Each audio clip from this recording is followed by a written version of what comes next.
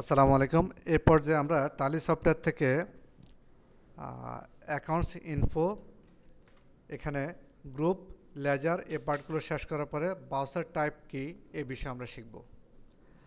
টালি সফটওয়্যার থেকে browser type শেখার আগে আপনাদেরকে একটু স্মরণ করিয়ে দিই, আমরা ব্রাউজার সম্পর্কে এর আগে থিওরিক্যাল আপনাদের অন্য টিচার ক্লাস নিয়েছে, তাই না? যেমন payment browser, receive browser, contra browser, journal browser, debit note, credit note, এই জাতীয় অনেকগুলো ব্রাউজার টাইপ আমরা শিখেছি। ঠিক আছে, এটাকে এক্সেলে কীভাবে আমরা অ্যাপ্লাই করতে পারি সেটা জেনেছি। Payment browser, receive browser, payment browser মানে হচ্ছে ডেবিট ব্রাউজার, আর রিসিভ ব্রাউজার হচ্ছে ক্রেডিট ব্রাউজার। তাহলে প্রাপ্তি ব্রাউজার, প্রদান ব্রাউজার এই জাতীয় আছে, জার্নাল ব্রাউজার হয়। টালিতেও ব্রাউজার আছে, সে ব্রাউজারগুলো কি কি আমরা ওটা জানবো, এবং ব্রাউজারগুলো তৈরি করা আগে থেকে টালিতে সিস্টেমে তৈরি করা আছে। আমরা ওই ব্রাউজারগুলো একটু দেখে নিই। কোথা থেকে দেখব? শুরুতেই অ্যাকাউন্টস মাস্টার্সের মধ্যে অ্যাকাউন্টস ইনফো এটাতে যাব, গিয়ে এখানে গ্রুপ আছে, লেজার আছে, ব্রাউজার টাইপ আছে, কি কি ক্যাটাগরির ব্রাউজার হয়। আমি এখানে এন্টার বাটন চাপলাম, চেপে এখানে ক্রিয়েট বাটন আছে, ডিসপ্লে বাটন আছে, অল্টার বাটন আছে। আমি ডিসপ্লে বাটনে এখানে যাচ্ছি, গিয়ে একটু দেখে নেই কী আছে।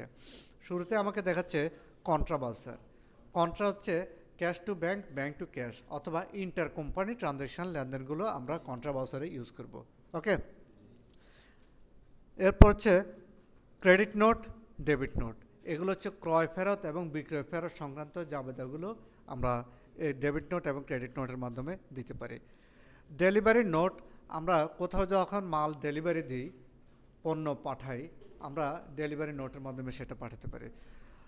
Job work in order, job work out order, এগুলো আমাদের লাগবে না। জার্নাল ব্রাউজার, এটা আমরা ইউজ করব।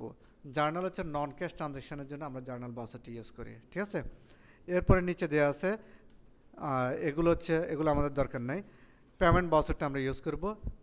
ফিজিক্যাল স্টক, এটা দরকার নাই। পার্সেস আমরা ইউজ করব। পার্সেসের মধ্যে আরেকটা মজার বিষয় হচ্ছে, পার্সেস করার আগে আমরা পার্সেস প্রসিডিওরে পার্সেস অর্ডার শব্দটা শুনেছি, রাইট? দেখেন পার্সেস অর্ডারও কিন্তু আছে। কথা ক্লিয়ার? ওই অর্ডার নাম্বারের লিঙ্কে পার্সেস হয়ে যায়। ওকে, এরপর রিসিপ্ট, সমস্ত প্রকার প্রাপ্তির জন্য, ক্যাশ টাকা পান, ব্যাংকের মাধ্যমে টাকা পান, প্রাপ্তির জন্য আমরা রিসিপ্ট ব্রাউজারটা ইউজ করব। এরপরে দেওয়া আছে হচ্ছে, এগুলো আমাদের দরকার নেই। লাস্টে হচ্ছে সেলস আছে, সেলস অর্ডার আছে। ঠিক আছে, তাহলে সেলস অর্ডার আমরা কাটতে পারি, সেলস ইনভয়েস আমরা এখান থেকে ইস্যু করতে পারি। এই পয়েন্টগুলো আমরা শিখেছি। এ পর্যায়ে আমি একটু দেখে নিই প্রথমে কন্ট্রা ব্রাউজার। এক জায়গায় যদি আমি এন্টার চাপি, কন্ট্রা ব্রাউজার এই জায়গায় কি কি ভিতরে কি আছে। কন্ট্রা ব্রাউজারের মধ্যে দেওয়া আছে সিলেক্ট টাইপ অফ ব্রাউজার, এখানে নিচে দেওয়া আছে মেথড অফ ব্রাউজার নাম্বারিং। নাম্বারিংটা হবে হচ্ছে অটোমেটিক হবে। ব্রাউজারের প্রত্যেকটা ব্রাউজারে কী হয়, নাম্বার হয় না? সে নাম্বারটা একটা হচ্ছে অটোমেটেড করা, আর এটা হচ্ছে ম্যানুয়াল করা। আপনি কোনটাতে পছন্দ করবেন বা আপনার কোম্পানি কী চায়। আপনার কোম্পানি যদি স্ট্যান্ডার্ড কোম্পানি হয়, ব্যাক ডেটেড এন্ট্রি কাজ করে না, প্রতিদিনের কাজ প্রতিদিন শেষ।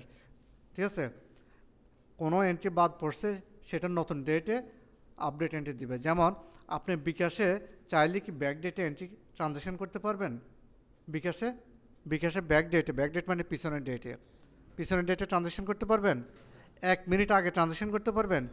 ব্যাংকে আপনি টাকা জমা দিয়েছেন, চাইলে এটাকে যে আজকে এটা জমা দেখায় না গতকালকে ডেটে জমা দেখান, পারবে? কিন্তু তাদের সফটওয়্যারে যারা ব্যবহার ক্যাশে কাজ করতেছে তাদেরকে পারমিশনটা দেওয়া নাই, যার কারণে ব্যাক ডেটে এন্ট্রি করা সম্ভব না। আমরা এক্সেলে চাইলে একটা খুলে ফেলতেছি, খুলে আমরা পিছনের দিকে এন্ট্রি দিচ্ছি, কারেকশন করতেছি, তাই না? কিন্তু আপনি যদি সফটওয়্যার ব্যবহার করেন, সফটওয়্যারও চাইলে আপনি ব্যাক ডেটে এন্ট্রি দিতে পারবেন, পিছনের ডেটে এন্ট্রি দিতে পারবেন, কারেকশন করতে পারবেন। আর যদি স্ট্যান্ডার্ড মেনটেন করেন, এগুলো সব লক করা থাকবে, তাহলে আপনি পিছনে ব্যাক ডেটে এন্ট্রি দিতে পারবেন না। ওই সমস্ত প্রতিষ্ঠান যারা এগুলো মেনটেন করেন, স্ট্যান্ডার্ড মেনটেন করেন, তাদের জন্য অটোমেটেড ব্রাউজারটা এটা হচ্ছে ঠিক আছে। কথা ক্লিয়ার? আর যারা বারবার পিছনে এরকম শুধু কারেকশানে করা লাগে ব্যাক ডেটে, তাদের জন্য ম্যানুয়াল টাইপের শ্রেয়। কথা ক্লিয়ার? ওকে, সেক্ষেত্রে এই অটোমেটেডকে আমি ম্যানুয়াল করব কীভাবে? ঠিক আছে, আরেকটা হচ্ছে প্রত্যেকটা ব্রাউজার সেভ করার পরে প্রিন্ট হবে কি না। এই জায়গায় ডান পাশে প্রিন্টিং একটা অপশান আছে, প্রিন্ট আফটার সেভিং বাউচার, বাউচারটা যখন সেভ হবে, সেভ হওয়ার পরে আপনি প্রিন্ট করতে চান কি না।